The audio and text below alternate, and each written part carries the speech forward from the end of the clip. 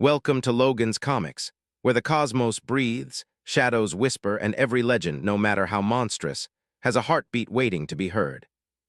There are stories in the Marvel Universe that feel like distant thunder, loud, echoing, unstoppable. And then there is the story of Annihilus, a story that doesn't echo, it devours. His tale begins not in light, but in the cold, starless cradle of the negative zone, a dimension where even hope enters trembling. Out there, life doesn't bloom. It survives by clawing, by consuming, by becoming something harder than the nightmare around it. And from the carcass of a long-dead civilization, a creature opened its eyes. He was small then, fragile, a thing born into violence with no parent, no guidance, just the echo of instincts carved by a universe that had already collapsed.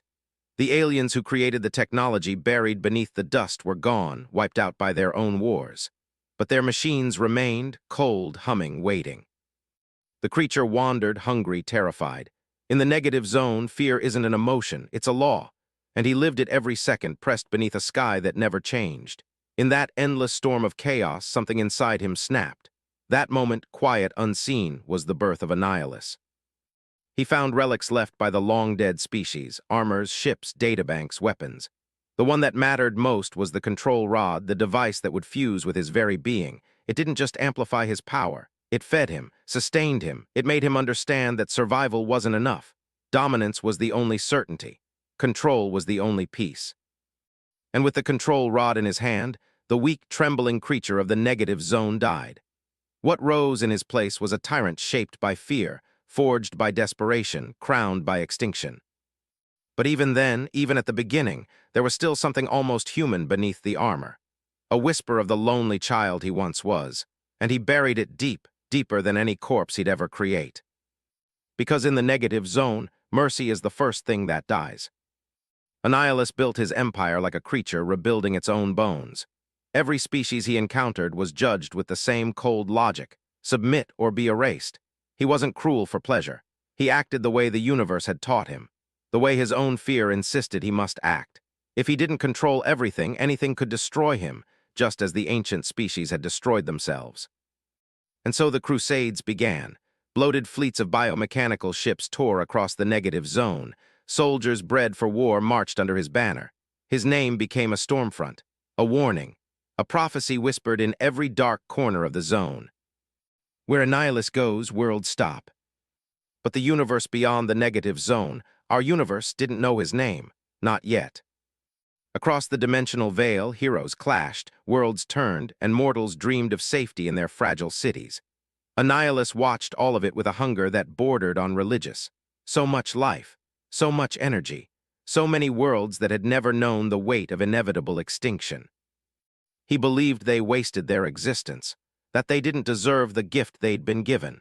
And so the tyrant of the negative zone began to prepare for something far greater than conquest. He began preparing for cleansing. Every moment, every strategy, every piece of technology rebuilt or stolen or transformed, everything pointed toward a single truth. Annihilus would not rest until he wiped out every last spark of existence beyond his realm. Not for revenge, not for glory. For fear, for the certainty that only he should survive. Because survival was all he ever knew. And when he finally emerged into our universe, he didn't walk. He didn't arrive. He unleashed. A wave of destruction swarmed into the cosmos like a living hurricane. A force so vast that it didn't feel like an army. It felt like a verdict. Entire civilizations crumbled under the tide of annihilation. Heroes who had never met him suddenly found their names swallowed in the same breath as the terror that now bore down on them. Across galaxies, a single command echoed. Everything dies. But beneath his monstrous exterior, there was something more complicated simmering. Annihilus wasn't driven by sadism. He was driven by the terror of losing control. The negative zone had taught him one unshakable truth: anything not crushed today becomes your executioner tomorrow. So he struck first, struck hardest, struck without hesitation. Worlds burned, alliance after alliance shattered. The cosmic landscape of Marvel trembled beneath his shadow. Even the greatest champions, those who had stared into the abyss before, realized this was something different. This wasn't a villain. This wasn't a conqueror. This was extinction given form. a creature born from a dead universe, carrying that death in his chest like a heartbeat. And through the fire and the blood, the lonely whisper he'd buried deep inside tried to speak again. That forgotten part of him, the terrified child wandering the desert of a dying world, struggled against the monster he'd become. But Annihilus smothered it, as he always had. Because to show weakness, even to himself, was to invite death. And death was the one thing he refused to surrender to. The universe would rise against him again and again. Heroes would unite, cosmic gods would intervene, and every time Annihilus fell, he rose again. Harder, colder, more certain, because fear never dies. It only evolves. And every rebirth made him stronger, his identity hardwired into the immortality of the negative zone.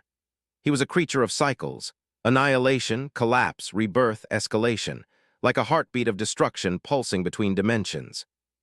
Yet across all his incarnations, one truth remained disturbingly consistent. He believed he was right.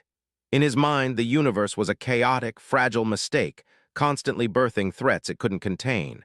He saw himself not as a destroyer, but as the final correction, the reset button for existence. The most frightening villains are the ones who genuinely think they're saving the world. And Annihilus believed it completely.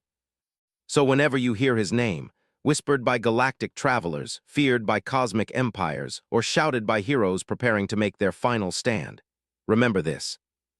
Annihilus isn't coming. Annihilus is always coming. Because in the negative zone, legends don't fade.